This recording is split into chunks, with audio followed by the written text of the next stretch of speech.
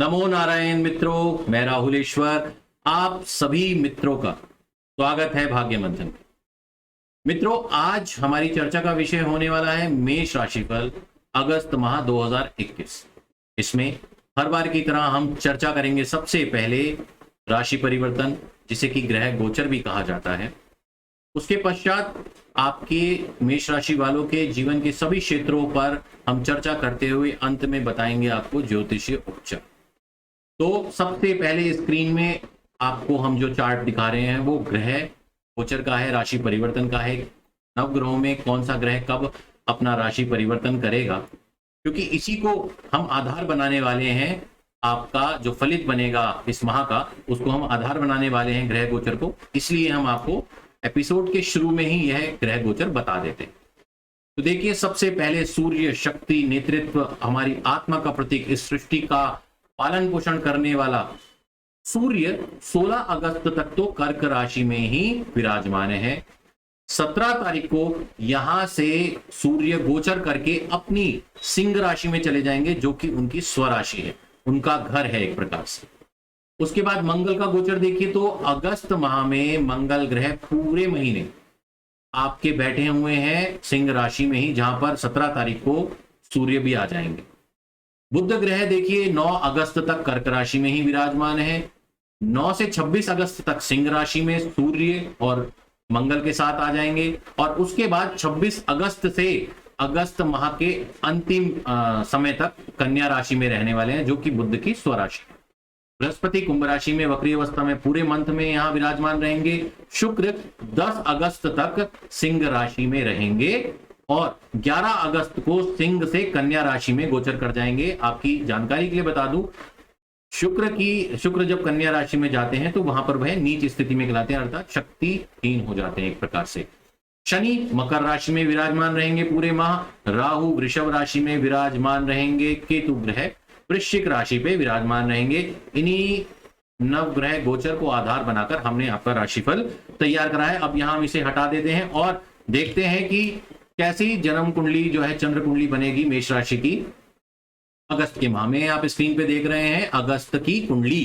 तो देखिए, सबसे पहले जो हम चर्चा करेंगे वो चर्चा करेंगे आपकी आर्थिक स्थिति के बारे में कि कैसी रहने वाली है कुंडली। देखिए, आपके जो धन स्थान के स्वामी हैं वो बनते हैं शुक्र, बहुत ही अच्छी पोजीशन में है अगस्त के महीने में। और पंचम भाव से आपके गोचर कर रहे हैं, शुभ स्थिति है। और साथ में लग्न के स्वामी आपके मंगल भी यहीं बैठे हैं। दूसरी चीज हम देखेंगे लाभ भाव के स्वामी कर्म स्थान केंद्र के सबसे मजबूत हिस्से में बैठे हैं। तो देखा जाए तो स्थिति इस समय पर 10 तारीख तक तो धन के दृष्टिकोण से बहुत बहुत बहुत शुभ है, बहुत अच्छी है। 10 तारीख के बाद कहीं ना कहीं जब आपके धन स्थान के स्वामी गोचर कर राशि परिवर्तन करके सिंह राशि से निकल जाएंगे बाहर, कन्या राशि की तरफ बढ़ जाएंगे, तो यहां पर से आपको कुछ ना कुछ समस्याएं होनी जरूर चालू होंगी। बीमारी पे खर्चा हो सकता है, कोई और भी अन्य कारण हो सकता है जिसपे आपका अचानक से खर्चा हो सकता है। आपको हो सकता है किसी को उधार वापस करना पड़े अचानक से, या फिर और भी कई अन्य कारण बन सकते हैं। कोई दुर्घटना भी होती है छोटी मोटी, उससे भी यहाँ पर आपका धन जो है, जो आपने बचत भी किया हुआ है, वो भी यहाँ पर इन्वेस्ट हो सकता है या फिर खर्च हो सकता है। कुल मिलाकर ऐसी स्थिति 10 तारीख के बाद से बनेगी। तो आर्थिक दृष्टिकोण से देखें तो 10 तारीख तक तो बहुत शुभ है अगस्त का महीना। 10 तारीख के बाद से अंत तक स्थिति में थोड़ा सा आपका जो ग्राफ है फाइनेंस का वो बिगड़ेगा और उससे आप परेशान भी होंगे। तो इसके लिए आप आराम से शांतिपूर्वक तरीके से सोच विचार कर करके प्लान कर लीजिए पहले ही कि हमें कैसे करना है। ठीक है, तो आगे अब बढ़ेंगे हम आर्थिक स्थिति को छोड़कर इस क्षेत्र में आपका आ गया पारिवारिक सुख और शांति। देखिए, जब हम परिवार की सुख शांति की बात करते हैं तो सबसे पहले हम ध्यान देते हैं कुटुंब भाव पे भी देते हैं और आपके चतुर्थ भाव पे भी देते हैं, क्योंकि वो सुख और शांति से संबंधित है। तो देखिए, ऐसी स्थिति में मेष राशि वालों के राहु विराजमान है वैसे भी कुटुंब भाव में कहीं ना कहीं।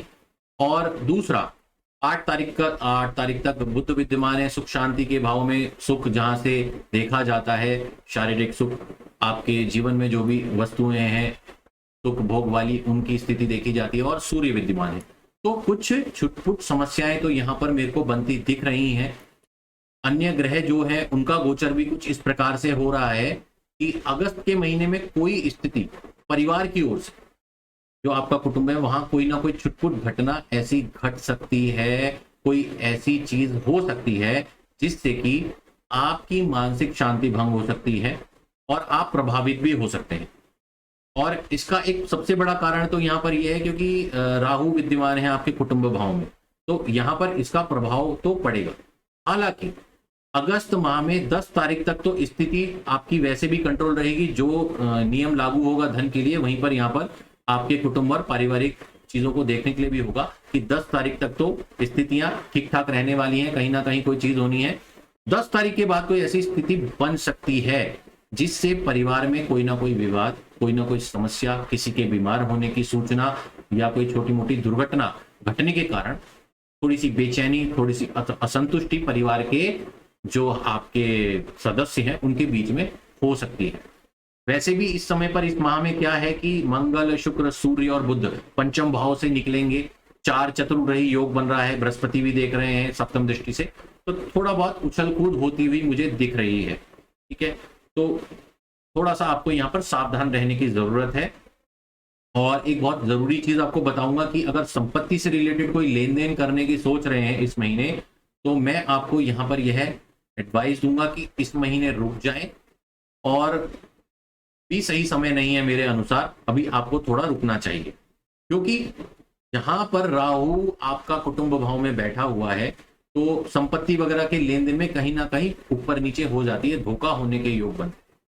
अगर आप पहले ही डील कर चुके हैं और फाइनलाइज होनी है इस महीने में, तो मैं आपको ये राय दूंगा कि थोड़ा सा किसी ऐसे व्यक्ति को साथ रखें जिसको ज्यादा जानकारी हो, जिससे कि आपके साथ धोखा ना हो पाए, किसी भी तरीके से कोई फॉर्जरी ना हो जाए लिखा पढ़ी। ठीक है मित्रों, तो यहाँ पर एक तो ये योग बनता है। पारिवारिक सुख शांति से मैं यहाँ भी आपको एक चीज और बता दूं, परिवार में इस समय पर 10 तारीख तक किसी के यहाँ पर मेष राशि वालों के परिवार में किसी के यहाँ संतान उत्पत्ति के भी योग मुझे होते दिख रहे हैं, और उसका जो कारक है वो शुक्र मुझे दिखता है। तो ये हो गया आपका हमारा अगस्त का पारिवारिक सुख और शांति कैसे रहने वाली है इसकी बात।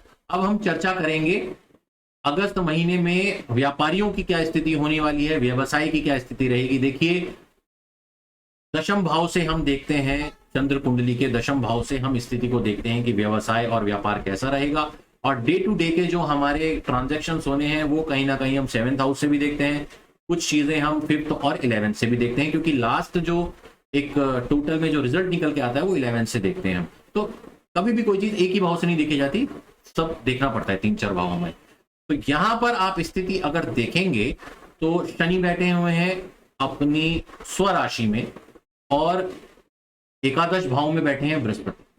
ठीक है, और आपके भाग्य भाव के स्वामी होकर के बृहस्पति लाभ भाव में बैठे हैं, तो स्थिति बहुत सुंदर है। व्यवसायियों के दृष्टिकोण से बहुत ही शुभ है, कार्य में विस्तार होगा और होकर रहेगा, स्थितियां चेंज होंगी, पहले से जो चीजें चली आ रही थी वो इस समय पे बदलेंगी तेजी से। कहीं ना कहीं इस समय आप तेजी से, आप में नेतृत्व की भावना बढ़ेगी, विस्तार की भावना तो बृहस्पति वैसे भी ला रहे हैं, उत्साहित भी रहेंगे आप। सूर्य का प्रभाव कहीं ना कहीं मिलने के कारण अग्रेशन भी रहेगा आपके अंदर, एक तरीके से आप उत्तेजित भी रहेंगे कि नहीं मुझे जल्दी जल्दी कोई कार्य करना है, तो इस तरीके की स्थिति बनेगी। मंगल को उत्साह देंगे एक तरीके से, और आपके जीवन में कोई ऐसा व्यक्ति भी आएगा एक तरीके से जो आपको मार्गदर्शन करेगा, जीवन में आपके कोई दिशा दिखाएगा कि आपको अपने कार्य इस प्रकार से ना कर करके इस ऐसे करने चाहिए, क्योंकि मंगल आ रहा है सूर्य के घर में, राजा के घर में आ रहा है सेनापति, तो वहां पर राजा से डिसिप्लिन भी सीखेगा, ज्ञान भी प्राप्त करेगा, और कुछ ना कुछ जीवन के लिए मार्गदर्शन भी प्राप्त करेगा। ऐसा ही कोई व्यक्ति आपको इस माह में मिलने वाला है, तो तैयार रहिए। व्यवसाय और व्यापारियों के लिए अच्छा समय है। हाँ, जो लोग शेयर मार्केट और म्यूचुअल फंड से रिलेटेड या फिर गोल्ड वगैरह में इन्वेस्टमेंट करते हैं तो वो थोड़ा सा ध्यान से करें। 10 तारीख तक स्थिति अच्छी है, परंतु 10 तारीख के बाद एकदम से शुक्र की स्थिति बिगड़ेगी, तो वहां पर आपको सावधानी से इन्वेस्टमेंट करना चाहिए, जल्दीबाजी में और अफवाहों में आकर डिसीजंस नहीं लेने चाहिए। तो यहां पर हम व्यापार और व्यवसायियों की चर्चा को विराम देते हैं और चलते हैं नौकरी पेशा लोगों की तरफ। देखिए आजकल तो नौकरी भी एक व्यापारी हो गई है, इतनी छूट भी हो गई है और बहुत बड़े बड़े पैकेजेस होते हैं, तो एक तरीके से नौकरी करने वाला भी व्यापार है। लेकिन फिर भी एक बड़ा तबका है जो आज भी उन चीजों में फंसा हुआ है, नौकर और नौकरी की, भैया हम तो नौकर हैं इसीलिए नौकरी कर रहे हैं। लेकिन ऐसा नहीं है, ऐसा नहीं सोचना चाहिए।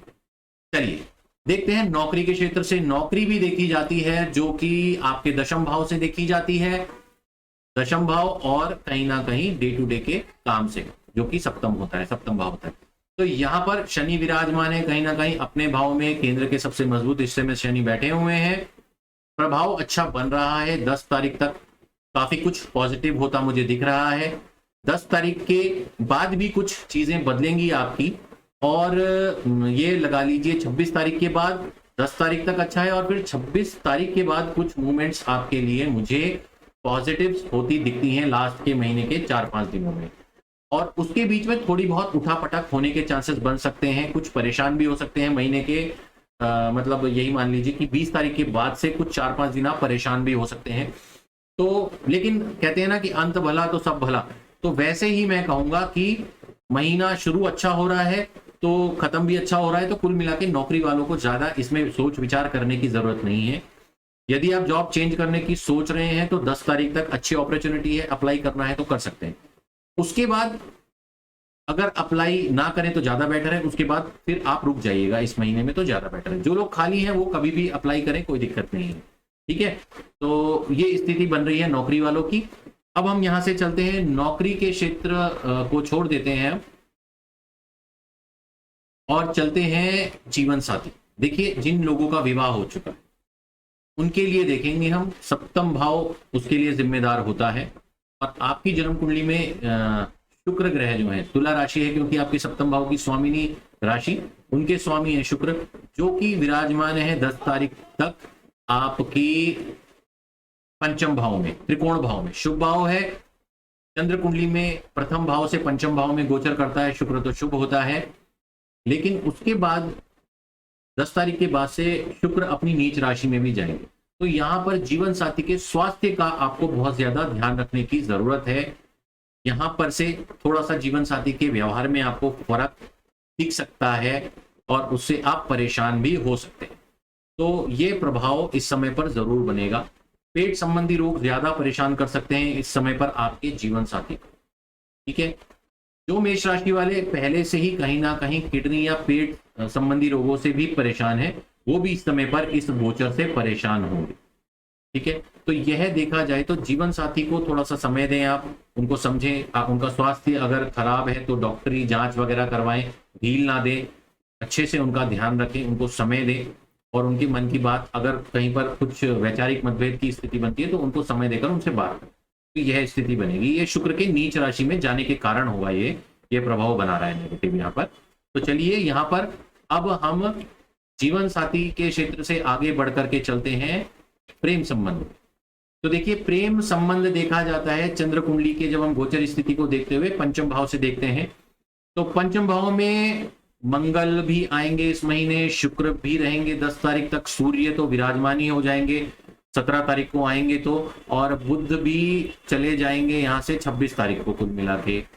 तो स्थिति तो ऐसी है कि अप डाउन्स है इस महीने में, क्योंकि एक ही भाव से 4 ग्रह निकल के जा रहे हैं एक भाव पर, और वो भी जो है कि जो भाव है वो काफी इंपॉर्टेंट होता है लाइफ के लिए, पंचम भाव, बुद्धि विद्या शिक्षा प्रेम। तो 4 ग्रह प्रभावित करेंगे बुद्धि विद्या शिक्षा और प्रेम को, तो देखिए कहीं ना कहीं दिक्कतें तो आएंगी। तो प्रेम संबंध वाला भाव है, 4 ग्रह यहां से निकलेंगे, ट्रांजिशन होगा तो दिक्कत आएंगी। सबसे पहले प्रेम का कारक शुक्र है, वो 10 तारीख तक है तो चीजों को संभाले रखेगा। जो लोग ऑलरेडी प्रेम संबंधों में हैं उनके लिए एक अच्छा समय रहेगा, अच्छा समय बिताएंगे आप अपने प्रेमी के साथ और काफी आगे फ्यूचर के लिए बातें चलेंगी। जिन लोगों के जीवन में प्रेम नहीं है, वेट कर रहे हैं, उनके लिए 10 तारीख तक का यह समय अच्छा हो सकता है, प्रेम का आगमन मुझे होता दिख रहा है।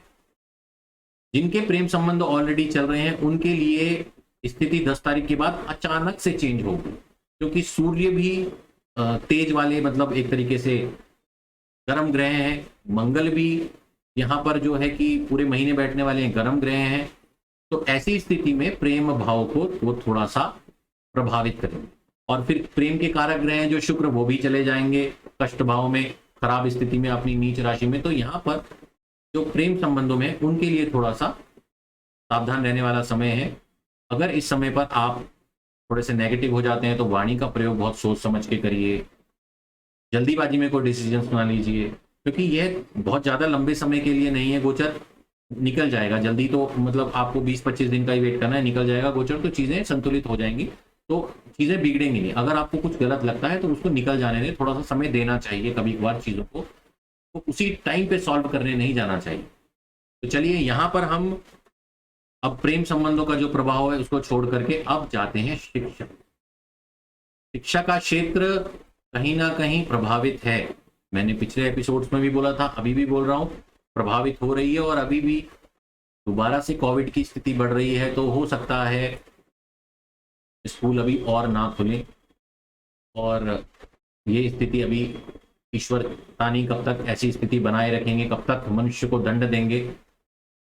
तो यहाँ पर जो शिक्षा है, देखिए शिक्षा भी पंचम भाव से देखी जाती है, और जब शिक्षा का भाव पंचम है तो यहाँ पर मैंने जैसे डिस्कस करा कि 4 ग्रह शिक्षा भाव से निकल कर जा रहे हैं, तो ऐसे में प्रभावित करेंगे तो आपको यहाँ दिक्कत आनी ही है। थोड़ा सा कंसंट्रेशन उतना ज्यादा मजबूत मुझे नहीं दिख रहा शिक्षा के लिए, क्योंकि ऐसे में क्या हो रहा है, अभी एग्जाम्स भी जो गवर्नमेंट के या फिर आपकी प्रतियोगी परीक्षाएं भी हो रही हैं, कॉम्पिटिटिव एग्जाम्स हो रहे हैं, वो डेट्स आ रही हैं, उसके बाद वो क्या हो रहा है कि कैंसल्स हो जा रही हैं, सारी डेट्स कैंसिल कर दे रहे हैं उन्हें, क्योंकि ऐसी स्थिति चल रही है। सरकार भी कुछ नहीं कर सकती, कोई भी कुछ नहीं कर सकता, अभी सब ईश्वर जो है देख रहे हैं और उनके पास है वो कब क्या करें।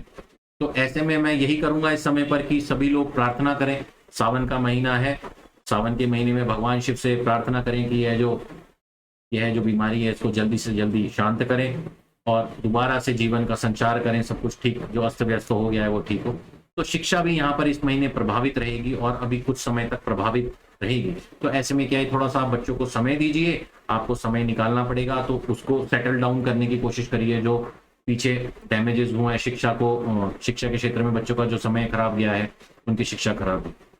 तो चलिए आगे बढ़ते हैं, शिक्षा को छोड़ करके अब हम चलेंगे स्वास्थ्य की तरफ। स्वास्थ्य के दृष्टिकोण से देखिए इस टाइम पर जो मुझे लग रहा है, केतु खराब बैठे हुए हैं, मेष राशि वालों के लिए अष्टम भाव से गोचर कर रहे हैं, कमर से नीचे का हिस्सा जो है प्रभावित कर रहे हैं केतु, और राहु जो हैं वो बैठे हैं आपके द्वितीय स्थान पर। रोग की स्थिति तो यहाँ पर भी बनती है, पैरों से संबंधित दिक्कतें यहाँ पर बनती हैं, और शुक्र क्योंकि आपके चले जाते हैं रोग भाव में, तो पेट संबंधी उदर विकार की स्थितियां बनती हैं, कहीं ना कहीं इंटेस्टाइन, पाचन में गड़बड़ी, अपच, इस तरीके की दिक्कतें बनती हैं। और बाकी जो प्लेनेटरी पोजीशन है वो मैं ये बोलूंगा 16 तारीख तक सुख भाव में सूर्य है, तो कहीं ना कहीं इस समय पर जिनको बीपी की प्रॉब्लम है वो यहाँ पर उन्हें परेशान कर सकती है। तो इस तरीके के प्रभाव मुझे बनते दिख रहे हैं ग्रहों के। हालांकि थोड़े थोड़े टाइम में ग्रह गोचर हो रहा है, तो स्थितियां भी परिवर्तित होती हुई मुझे दिख रही हैं। लॉन्ग टर्म तक कोई बहुत ज्यादा दिक्कतें नहीं होंगी, पर प्रभाव पड़ रहा है। जो मोटा माटी जो खराब प्रभाव पड़ रहा है वो शुक्र का ही पड़ रहा है ज्यादा, क्योंकि शुक्र रोग भाव में होकर नीचे हैं, तो पेट का बहुत ज्यादा इस समय आप ध्यान रखिए। और मूत्र संस्थान है वहां से, क्योंकि केतु अष्टम में है, तो वो थोड़ी सी दिक्कत वहां पर आपको हो सकती है। तो चलिए अब हम आगे चलते हैं, स्वास्थ्य को छोड़ देते हैं और अंत में मैं आपको बताऊंगा ज्योतिषीय उपाय। देखिए मित्रों, पहले तो मैं आपको यह बता दूं, हमारा जो राशिफल होता है वो बिल्कुल ऐसा होता है जो कि बिल्कुल वैदिक है, जिसमें हम ऐसा कुछ नहीं कि व्यूज के पर्पज से हम आपको खुश करने के लिए कि कोई राशि चमत्कार होगा, बड़ा कोई ऐसा कार्य हो जाएगा कि आपकी लॉटरी लग जाएगी। हम वास्तविक चीजें आपको बताते हैं, जिससे कि क्योंकि जो मिडिल क्लास आदमी है, जो डे टू डे चीजों में उलझा पड़ा है, वो ज्यादा कुछ नहीं चाहता, वो चाहता है कि जीवन सही से चले। अगर कुछ बहुत समस्याएं आ रही हैं तो वो हमारी समय पे सॉल्व हो जाए, हम उसके लिए कुछ उपचार करें। तो हम उसी प्रकार से बनाते हैं, हम कोई आपको भ्रम में डालने के लिए एपिसोड नहीं बनाते। जो वास्तविक स्थिति है ग्रह गोचर की, वही आपके सामने रखते हुए प्रभाव करते। इसी को देखते हुए मैं बहुत ही सरल उपाय आपको बताता हूं, जो कि आप कर पाए, आप लोग जो हैं जो इसको देख रहे हैं वो इन उपायों को कर पाए।